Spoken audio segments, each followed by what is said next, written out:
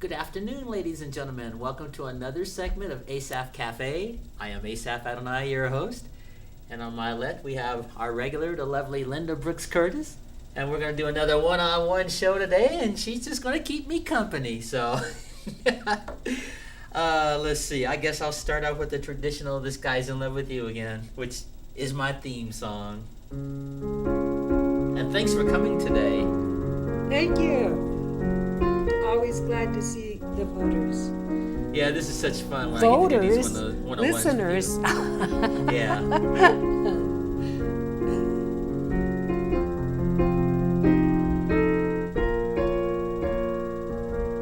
We're in a new set, Yes, ma'am, we are. and the candelabra looks a little bit ghostly, I think it's fine at the moment. but we're here. And we made it through New Year's all the way to now.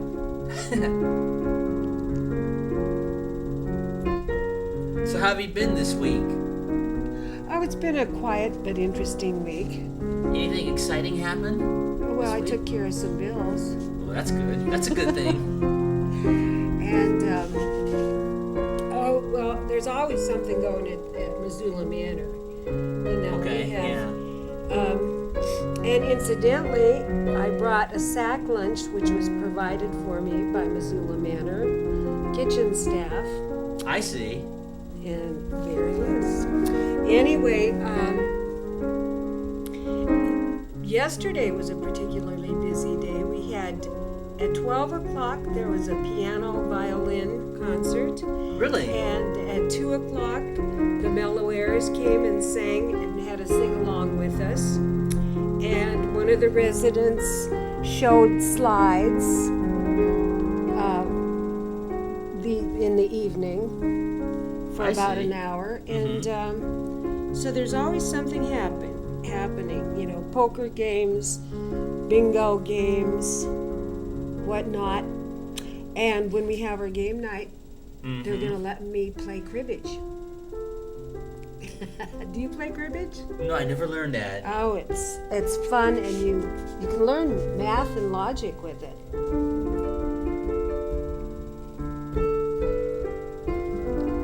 Anyway, and then on Saturdays we have sing-along. Oh, okay. Is the people at the manor that do the singing? Yeah.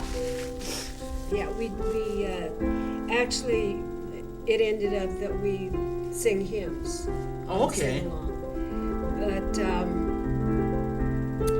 we usually have all kinds of entertainment that comes in during the week. Uh-huh.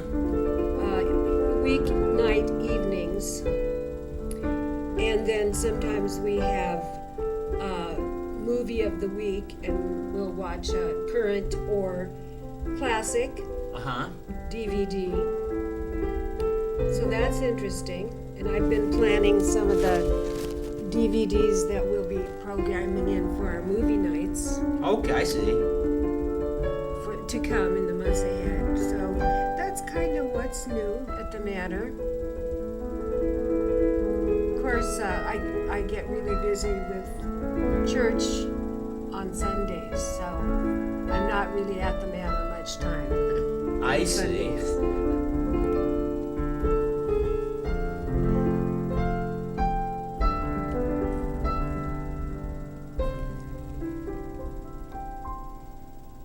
That's such a neat song. And one day I'll be able to sing it again. That was such a big disappointment. I sang that for Lawrence Welk, and I didn't know who he was, who the person was. Yeah, you shared that story with once before. Yeah, and we had and that I was audition. so shaken that I didn't do very well. Well, you're doing well here. I just love this song.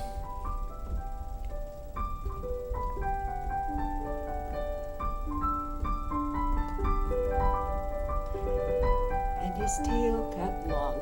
Oh, where can he be? And I enjoy the people's pets, the dogs and cats, and at the manor, deer come in. Uh-huh. late at night, and they stay there until early morning. They sleep under the big tree, unmolested.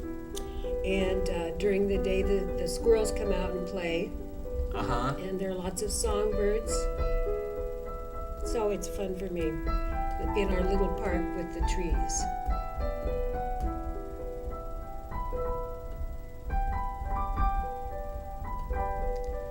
Is that the Virginian theme? Yes, it is. I didn't think anybody I would used remember to that. love the Virginian. Doug McClure. I used to watch that show when I was growing up.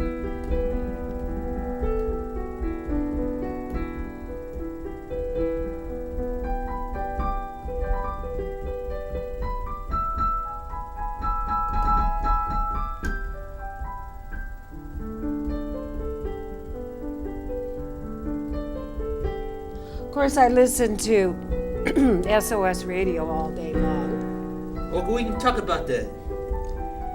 And then I'm paying attention to the political situation, which I'm not supposed to talk about. Yes, because I really don't want to go there. I mean, I'll just wait till the elections come and see what happened. But you know what I do want to talk about those praise songs. I have one thing to say. What's that? The often overquoted words of Sir Winston Churchill, Okay. who said, "Those who do not pay attention to history are doomed to repeat it." I'll keep that in mind. Hey, changing the subject. Have you heard of a movie called Toy Story? Mm-hmm, of course. I never saw that movie until Whoa! How did you miss that? I don't know, but I finally got to see it for the first time just last night. Well, see, it was an amusing. I found it amusing that movie. I was the mother of an elementary age student at that time, so of course I would pay attention to that. But you were probably out there at that time trying to get involved in your career. Because that was the 90s, correct? I don't know when it came out. That was about 95, 96. Probably. Yeah.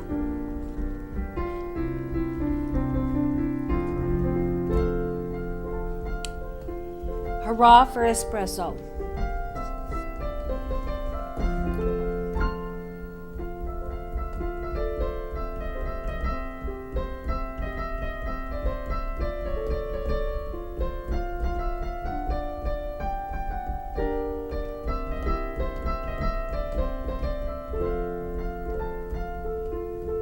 I wanted to do it for you this week. Yeah, because I wondered where it was last week. Yeah. Because we were afraid somebody might misconstrue it to be That's a fun song, discriminatory against Hispanics. Well, anyway, but no, getting back to Toy Story, I knew I was gonna like that film within the first, I'd say maybe 15 minutes of the film. Oh, it was good. You know, and then when it got to that point with that mischievous little boy that likes to blow up toys, I thought, okay, this movie's got my attention. And that little boy on there, he was just something. He was a character. He just kept messing with them toys, and like that scene when he took that magnifying glass and trying to rescue themselves. Yeah, he took the magnifying glass and put the sun up to that one character's forehead to try to burn him. And stuff like that. Well, you know, I really think it was, not trying to read too much into things, but it was really symbolic of the Satan-influenced people that we run to in our daily lives, and how to overcome them, and how to overcome those situations. And boy, did Woody do a big thing in overcoming great odds. Don't you think? Yeah. And who was the name of the actor who played Woody? Oh dear. Major. I don't know the movie well Major. Oh dear. Oh well. Anyway, it was tremendous, and it was meaningful for kids because the values were there. I caught that. I remember Little Bo Peep. Do you know that song by chance? that I just played? And Buzz Lightyear. Yeah. Well, No, yeah, I that, don't I think like that so. movie Toy Story, but the song that I played just now is called The Syncopated Clock. Oh, That's the name of the song. I'll do it again. well, excuse me for living, but I never read it.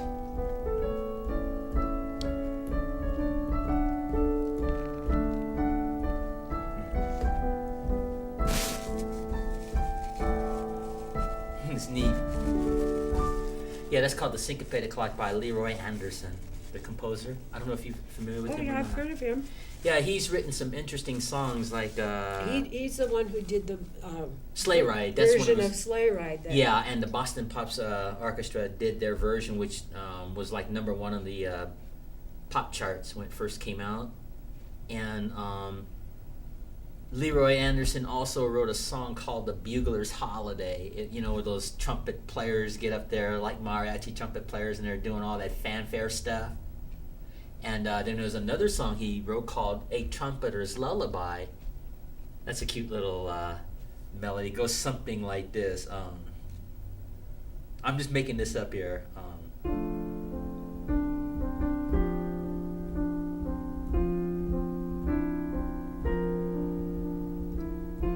That's something like intro, like, and then the melody goes like this. So his style was quite versatile. Oh, that's That's called a Donkey Trumpeter's Serenade. Lullaby. I thought it was Donkey Serenade.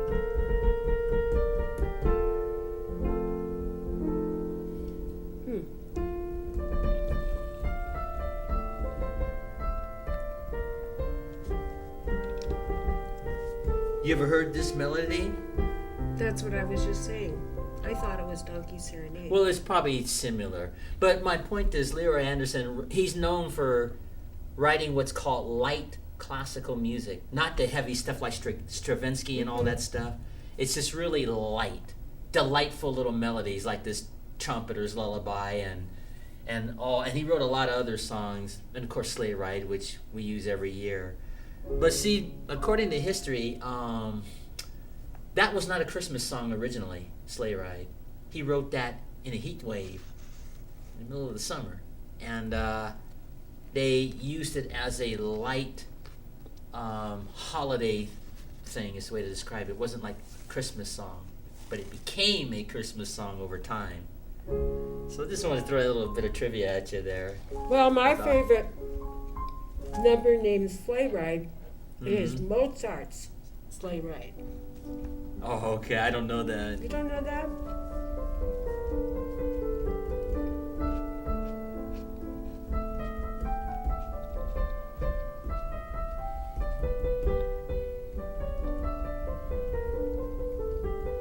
Unless I miss my guess, that is Fledermaus. Yes, it is. That's a little generic version of the Fledermaus. I was in Fledermaus. I was understudy for one of the leads. We I had didn't know that. You never professional told me that. leads. I don't remember you telling me. Back in my soprano days.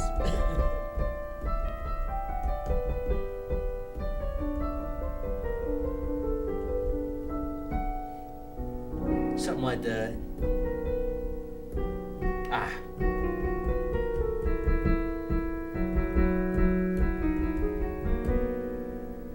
Something like that. I love Strauss waltzes. Well, you know, one of the fun things about playing the piano is when you don't really know a song, or if there's a song that's not really, say, a piano song, you can just kind of pick at it, and just have fun with it. So, just a little food for thought. But no, I didn't know you were in Deflator Mouse. You were in the actual production of that? Mm-hmm. What character did you play? Do you remember? Well, I was understudy for Adela. Oh, I didn't know that. But Now, I was only that got when you one were? performance, which was only part of the show. Was that when you were in California doing No, that? that or was Vegas? Las Vegas. Oh wow. Yeah, Las Vegas has. Actually, it's a professional opera company. Well, no, I They- realized that. I they just hire- didn't know that you were in They that. hire nationally known professionals for the leads, and then the chorus is all locals. And you have to audition to be in it. You have to be an accomplished singer. And there are some people who are chosen to understudy the professional leads in case something happened. So yes, I understudied Adela. Good for you. That's what a beautiful morning. Even though it's not morning, you see our set. It's sunset. And of course, my sister and I earned our chops singing songs from Oklahoma. Cool. Save that thought. We'll continue talking about South that. Pacific. Yeah. I want to wish Christian Ackerman a happy birthday. Yesterday was his birthday, and I'm going to play Happy Birthday for him, and you're welcome to sing along if you like. Happy birthday, Christian. Yeah, Christian, if you see this, we want to wish you a happy birthday. To you, happy birthday. Let's get a key that you can sing it so we can both do it. Let me find the key. Hold on a second. Happy birthday. No, that's a little high. Hold on. Try this key. Try that. See. Happy birthday. I can go lower. Because I want to do this for him. Happy birthday to you.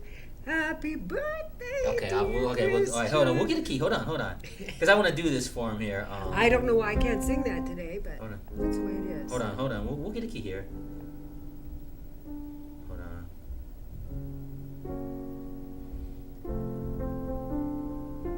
Try that key. Happy birthday to you.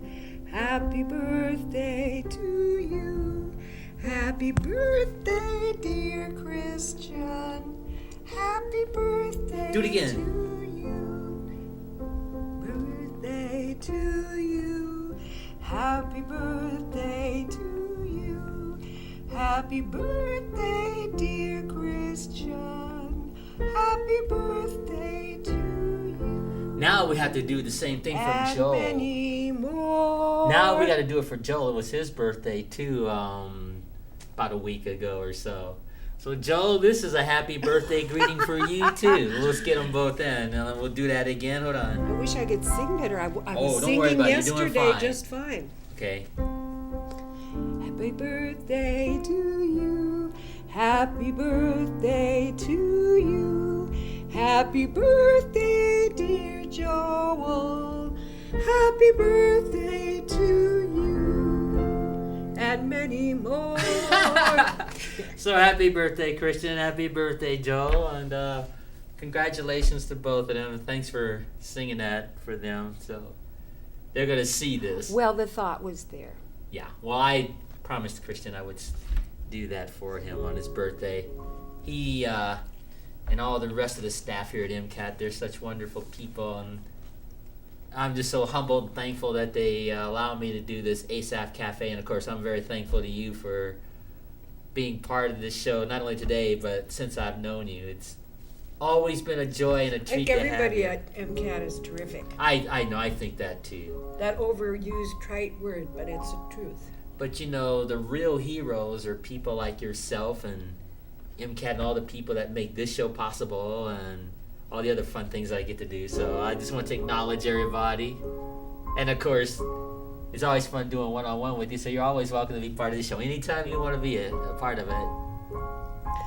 Well, I was going to bring you a magnet to put on your refrigerator. A magnet? Yeah, but it probably didn't get into my bag today, just like my wallet didn't get into my bag. Well, we'll take care of that thing after the end of the show. The magnet says, "We depend upon miracles." Okay. Okay. Don't you like that? Well, it's cute. Miracles do happen. So, anyway. So since we depend on them, they are not so rare.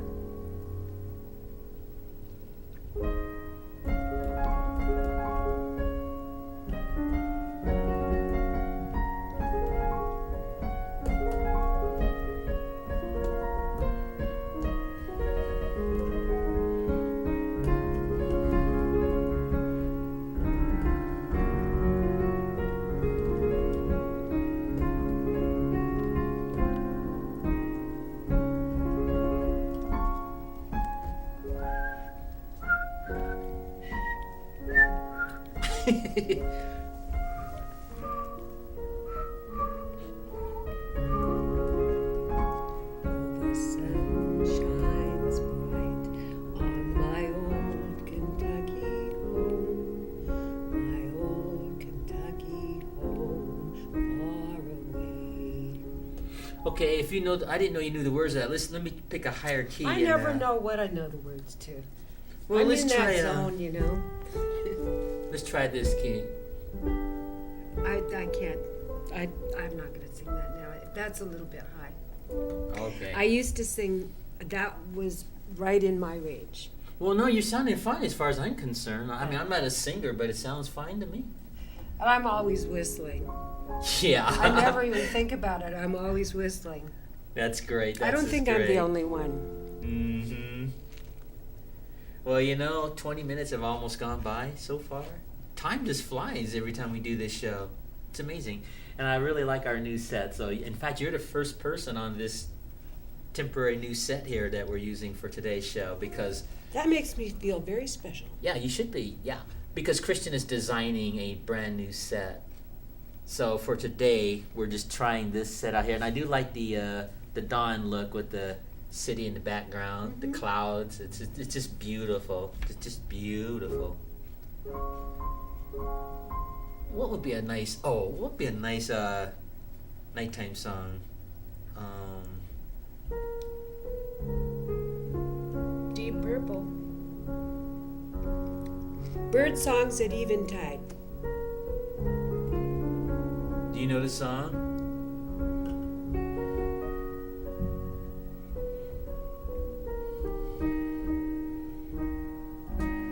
Mockingbird. Listen to the mockingbird.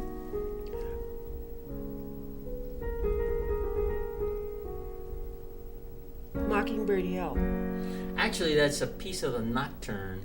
That's the Nocturne in F sharp major by Chopin. I'll do it again. No, I was just suggesting Mockingbird Hill.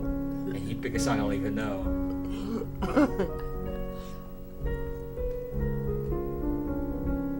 And that's Chopin? Mm-hmm. It sounds like a lot like it. Yeah, that's the Nocturne in F sharp. I like the Nocturne in E flat. That's a good one too. I haven't done that in a while.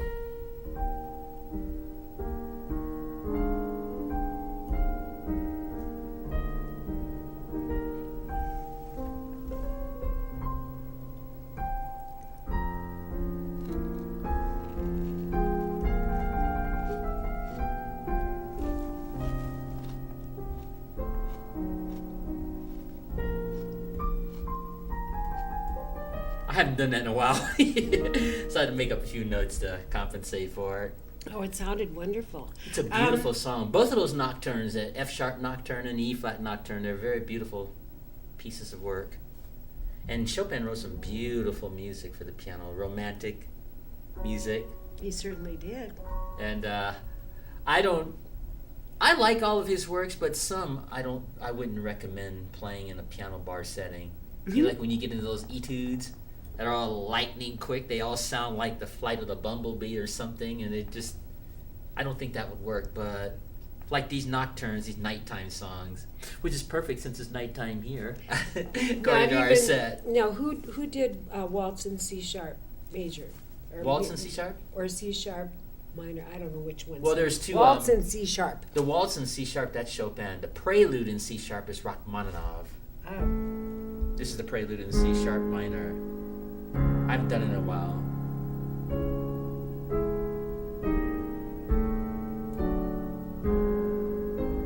You recognize it? Yes.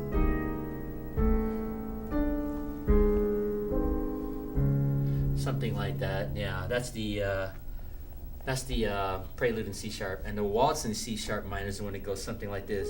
Oh, yes. I haven't done those in a while, but that's the Waltz in C sharp minor. And I really like it too. Well, I'm going to start working on my classical repertoire, my Chopin again, because I've been doing so much other music lately that I haven't had. Especially the chance. seasonal music for Christmas. Yeah, I had to prepare all that, so I hadn't been thinking about all the classical stuff. Did you know. ever do Hungarian Rhapsody? I could play at it, but I'd have to really get the sheet music out and get serious and lock in on it if I were to do something like that. Let me see. Let me just pick something. I'll pick it out just at random. Hold on.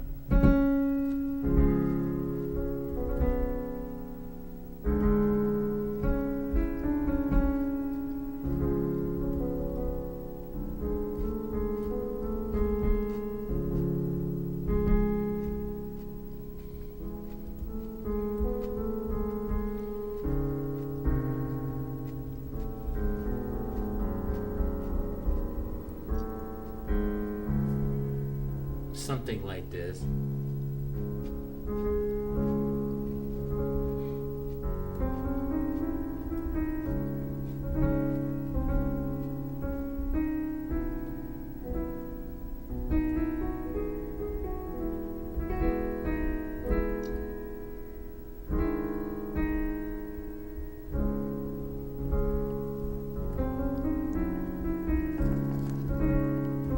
Something like that.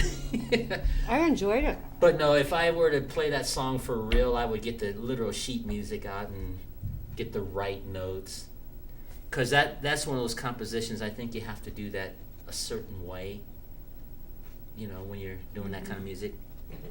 But I'm going to start working on my classical repertoire again. I do so much popular music that I don't do as much practicing as the classics as I should.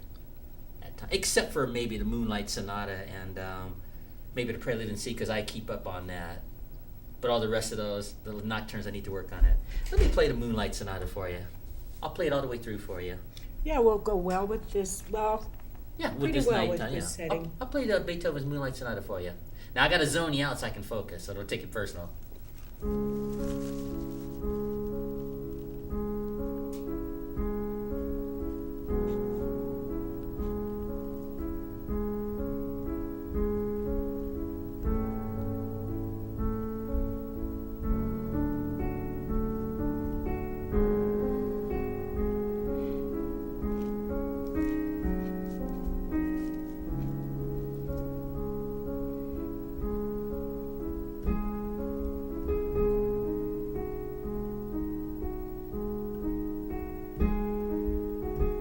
Yeah, these electronic instruments are hard to do this kind of stuff on.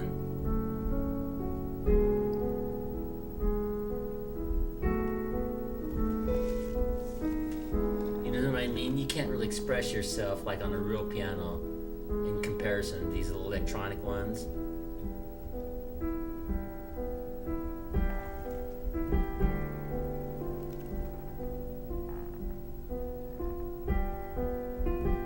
But I'll do the best I can for you on this one.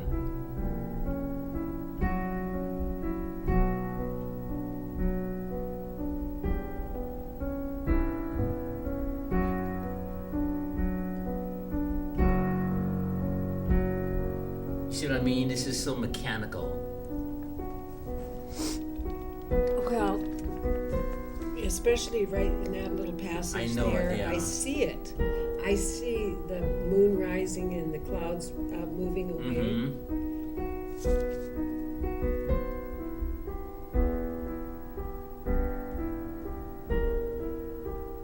Well, this is a treat for me to do this for you. And it's also kind of symbolic of human interactions and emotions.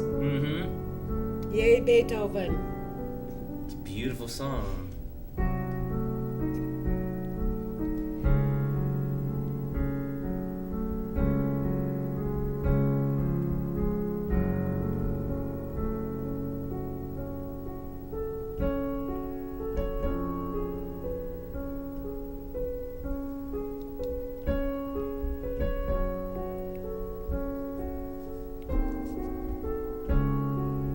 But I'm going to start working on my other classical pieces in the future, too.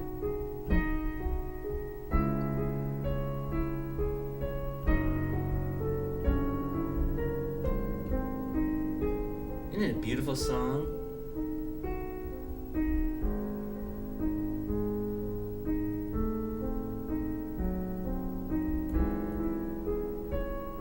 But the only thing about these electronic instruments, they sound so monotone to me.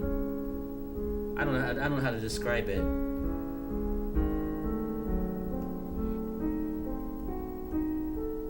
Well, that's exactly what it is. I'll never forget when I was taking voice lessons in Los Angeles, well, actually Studio City, and I was in an opera, a one-act opera by Mozart, Bastien and Bastiena, and there were 3 singers in it, a baritone, a tenor, and a soprano. And of course I had to actually sing well, B flat below high C. Okay. And I couldn't figure out, I tried to record it several times myself. And I would put my tape recorder at the back of this huge hall. And these are these guys with these large masculine voices. And the tapes all had my voice overshadowing both of their voices when we were all singing together. And I couldn't figure it out. So I asked my teacher, and she said, well, that's because you have brilliant overtones. And that's what they do. They are the ones that carry through. And those overtones are a characteristic of individual voices. Okay. And so these two people had wonderful masculine voices, but mine carried over theirs. Okay. And so that's what I was told, and I have found it to be since. I did the same thing in a show I was in Big Bear Lake, California. Okay. And we had this huge chorus of people singing in this show, and I would just sing out a high B flat or a high C on some of the shows, and it just came out as if a whole bunch of people were singing it on the recording. And they had that professionally recorded. I see. Okay. Kind of interesting. And it's the same idea with the overtones. Okay. An instrument like this doesn't have the overtones that a large instrument would. Well, you know, even just playing this song here, you can see how monotone that sounds. You know what I mean? You can't express yourself like you want to on these electronic instruments, like you can on a real piano. Hey, you're supposed to be grateful that you have it. I know. No, I'm not complaining. I'm just noticing it. I'm just saying, I'll do some classical music for you.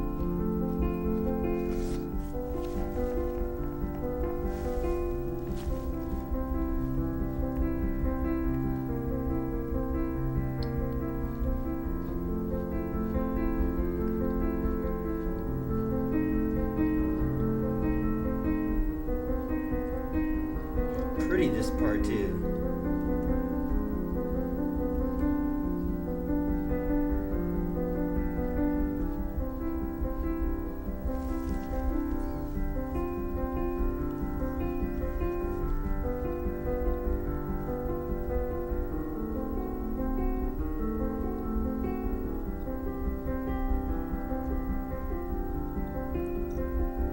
Interesting enough, we both are dressed as if we could be seated in a ski lodge. I've got my mountain shirt on.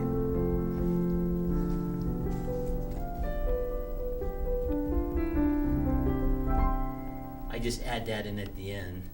And of course, some other classical pieces here.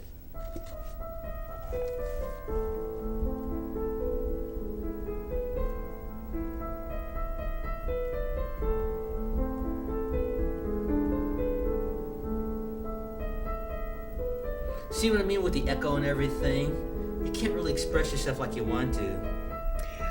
My grandniece is called Melody Elise. That's her name. Massey. Really? Because her mother Faith is a band director, and her father, my nephew Douglas, is a professional drummer and musician. So Okay, they named their daughter Melody Elise after Fir Elise. Cool, I did not know that. And she is quite a singer and dancer. And a scholar.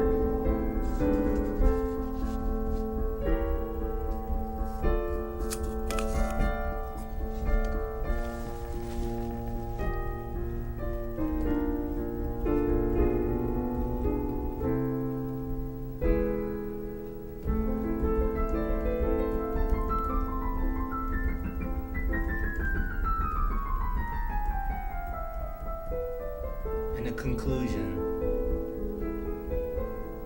Isn't that beautiful? It is. Little wonder that it's so popular still.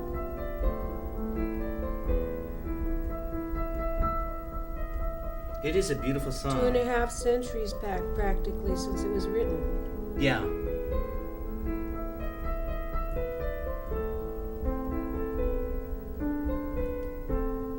So that's Beethoven's Fairies, and here's a piece of Clair de Lune.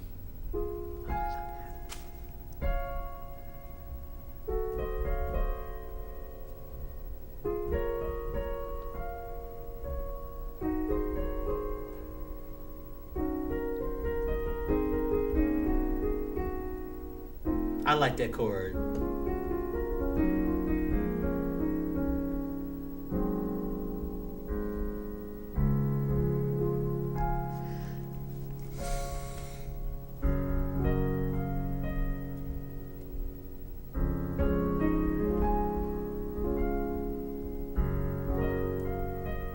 To me, that song or that piece of music represents serenity.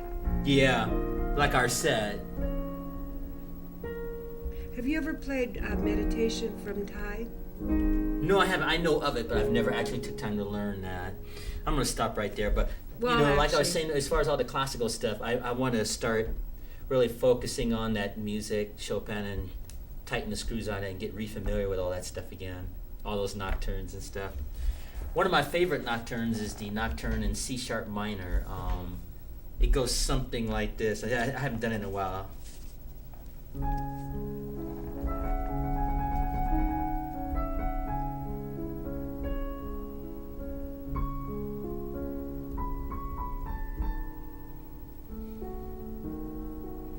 Something like that. Have you heard that song? I don't remember. Well, it's in the film, the movie The Pianist with Adrian Brody. At the very beginning, he's playing that nocturne in C sharp minor at the beginning of the film. It's a beautiful song. I'm sorry.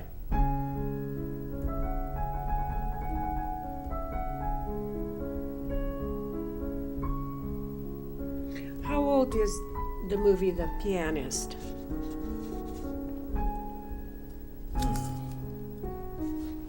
Say it again. How old is that movie, The Pianist? Well, I don't know the exact year. I would imagine it's about at least 10 years old or more. Probably a little bit more than that. But, all those nocturnes, those night songs, they're just such romantic, beautiful songs that if you play them in a piano bar, it would be very appropriate. Not those lightning quick etudes that No. after about a song or two, people just get like, oh, stop. Yeah, I know. I understand. No, I don't mean that perfectly. critically when I say that. It's just No, but it's just people prefer certain things. Yeah, I mean all And those.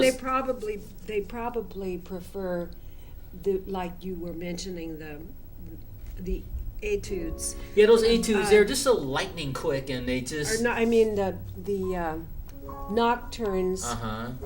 They probably prefer those two sing-along type things, or quite a number of pop things. Well, I've said this before. I have nothing against classical music. I think it's a beautiful music. The problem I have is when they, like in school settings, colleges, high schools, when they just try to enforce that that's the only music you should play, period. I have a real problem with that. Because, okay, like you said, that Fairlease came out, about 200 years ago, right? What about the music that they did, say, 500 years before the classical era came out, or the Baroque era, like say the year 915 or the year 1111? You know what I mean?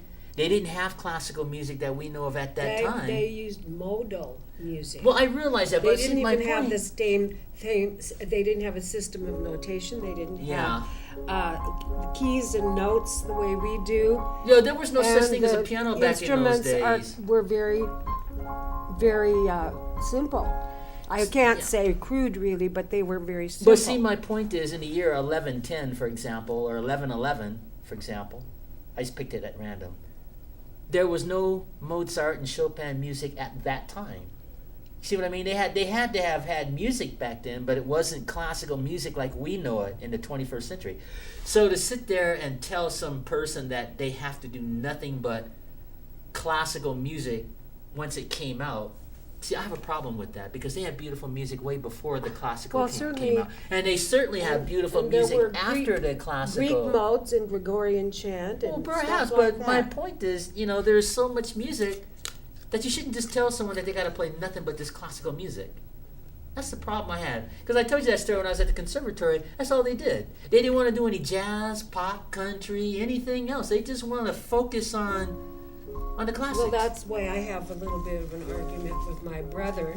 And I feels that Christian music should be just the old hymns, which are repetitive verses, which some of them are quite beautiful and very singable. But the point is, that's not the only type of music that people can express themselves in, the same sentiments. And a lot of the hymns that we think are so old and classical were actually written in the mid-19th century, or later than that. So that's why I really relate to contemporary Christian music, because like Give Me Your Eyes, like Asaph is playing right now, is very relevant to our times, and I don't think it offends anybody's ears. Yeah. The lyrics are pretty good, very inspirational. Give me your eyes, like this Lord, song. so that I can see. Those beautiful chords. Listen to that. But it's very much like open my eyes that I might see blessings of yours which come to me. So. Yeah, that's Give Me Your Eyes by Brandon Heath. But see, you're making the point. There's just so much music out there, period, that people shouldn't just lock into one thing. And like getting back to the old hymns, I'm guilty of that too. I used to just focus we get just to on sing the Mozart old at church hymns. this week. And there's nothing wrong with the old hymns because Fanny Crosby wrote like 8,000 hymns or something, But my point is, there's so much music out there that I think people should just expand and not just be constricted. You know what I'm saying? To just one type of music. Charles Wesley wrote 900 hymns. Like the old hymns, for example. There's so much beautiful music out there besides the old hymns. And they used to use classical music before the hymns came out. So that's my point. There's so much music out there that I'm sure the good Lord would appreciate over the centuries that you shouldn't just say by the time you get to a certain century that you got to do just that kind of music as the other centuries pass. Like classical music. You play 10,000 Reasons, don't you? Let's see, it's been a while. Let's see if I can remember how to do that. Hold on.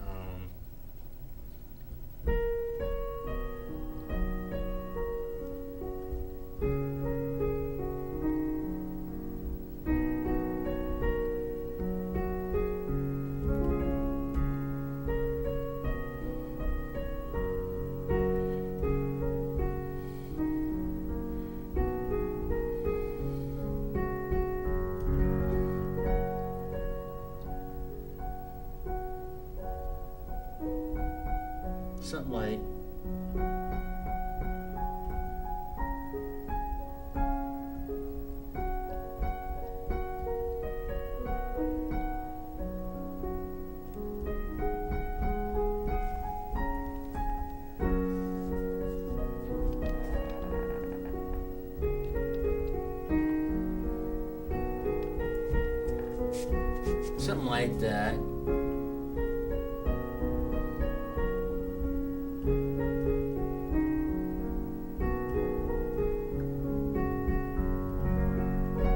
Something like that. 10,000 Reasons. Matt Redman.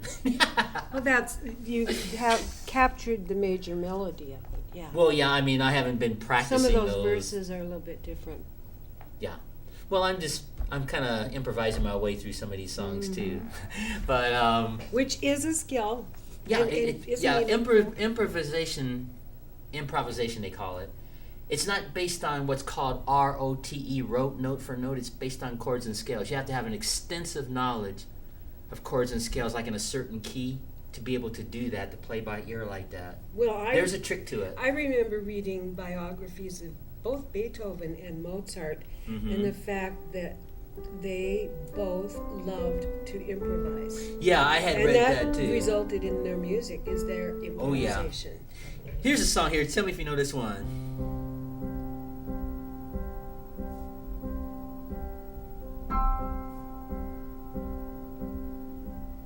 Just a minute.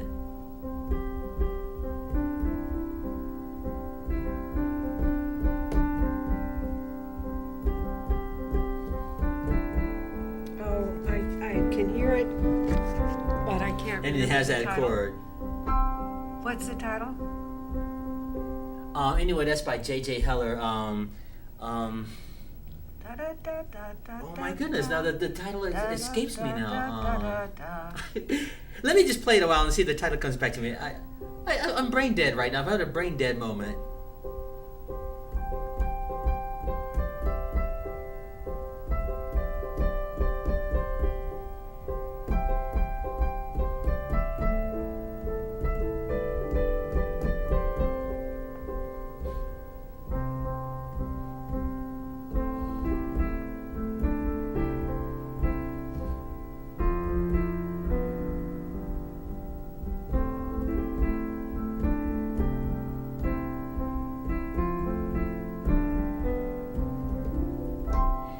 Yeah, and you I know, could I sing can't that even one, but think not- of that. I can't even think of the title of that song. Now I'm gonna be driving myself crazy I trying to know, me remember the too. title of that. It's just like, I should know it, but I don't. Yeah, I'm brain dead right now, and I've heard that song a Well, million I know times. that's not true. You just are on overload. Well, anyway, it's by J.J. Heller. I can tell you that. It's a beautiful Christian love song of some sort. But I'm sorry, my audience. Sorry, audience. I can't think of the title right. Somebody watching this will probably be like, I know the name of that song, but oh well. Anyway, let's do one more song. I know.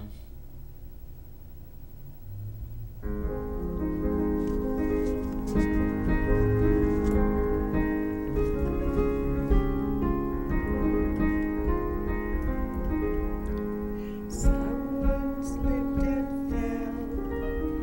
Was that someone you? For in his hands,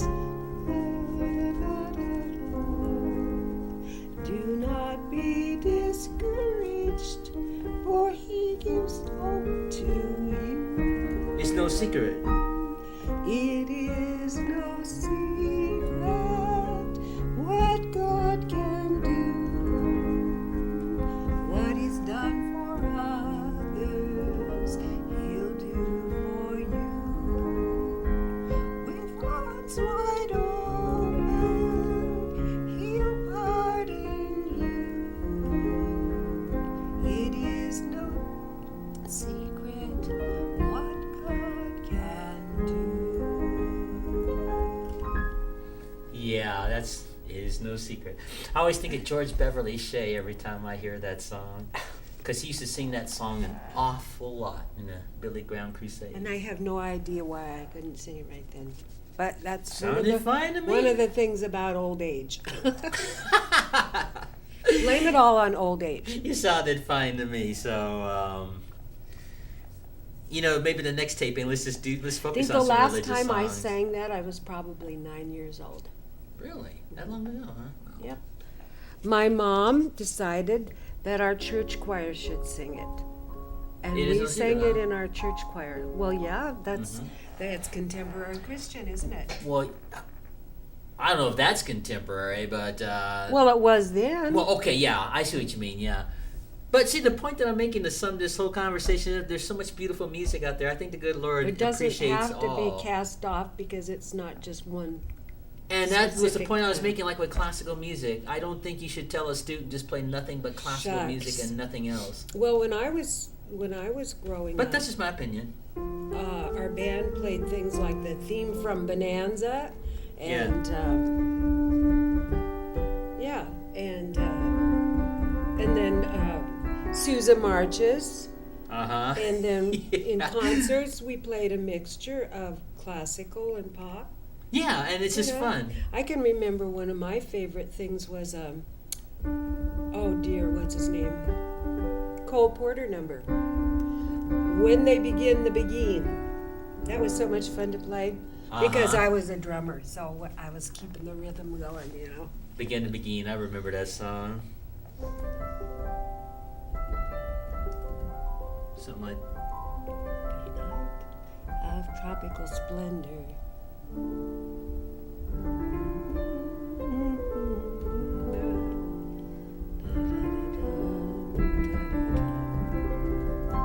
Something like that, Begin to Begin.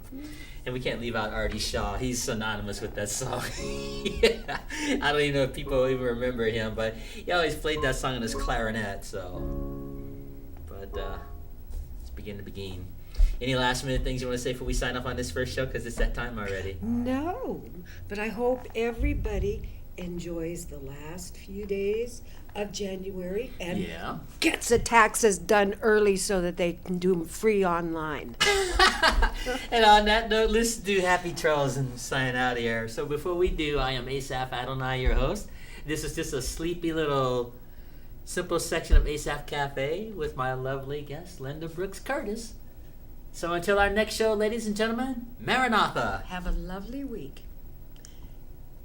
Happy trails to you until we meet again. Happy trails to you. Here's hoping that till then. And I don't remember the rest of the words now. Well, I don't think that was the key we did, and let's try this key here. Well, they all know they're going to go out and have a good time this week. Oh, yeah, I know. Well, here we go. No, let's, we got to start doing the one that they did for the Lawrence Welk show. You mean at the end? Au revoir. Au revoir. This one? Yeah. Okay.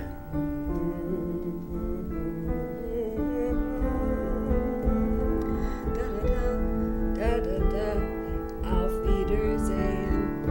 And here's the conclusion. Right. Happy dreams to you. Say a prayer.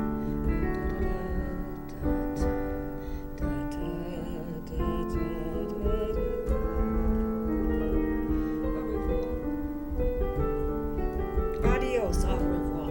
Adios, au revoir, au revoir, au revoir, and auf Wiedersehen. And on that note, I'll sign off. So Maranatha, ladies and gentlemen. God be with you. Have a good week.